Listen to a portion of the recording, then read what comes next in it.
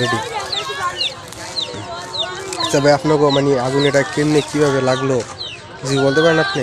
আগুন কীভাবে লাগছে তারা সেটা জানি না, কিন্তু শুয়েছিলাম ঘরের ভিতরে, উঠে দেখি আগুন লেগে গেছে। নিবানোর চেষ্টা করছি, পারি না, বাতাসের কারণে আগুন ছিল।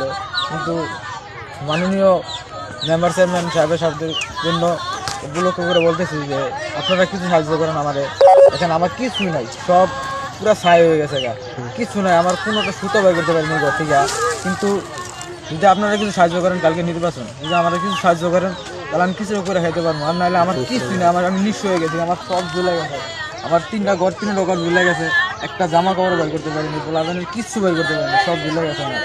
যদি আপনারা যদি আমার সাহায্য করেন তাহলে আমি কিছুটা করে চলে ওইটা খাইতে পারবো। আর যদি আপনারা সাহায্য না করেন তাহলে কীভাবে চলে বেড়াবো? আমি তো আপনাদের এলাকারই, আমি আপনার এলাকাবাসী, এলাকারই পোলাবাই। কিন্তু যদি আপনারা সাহায্য করেন তাহলে কিছুটা চলে। আপনার ছেলে মেয়ে কয়জন ভাই? আল্লাহ আমার 2জন ছেলে 2জন মেয়ে। 2জন মেয়ে। আচ্ছা, আপনার কয় ভাই আপনারা? আমার 2 ভাই। 2 ভাই। আপনার ভাইয়ের ছেলে মেয়ে আছে? আমার ভাইয়ের 3 মেয়ে। 3 মেয়ে। আর মা বাবা আছে না? মা আছে, বাবা আছে, কিন্তু বাবা থাইকেও নাই, মানে বাবা মারা গেছে।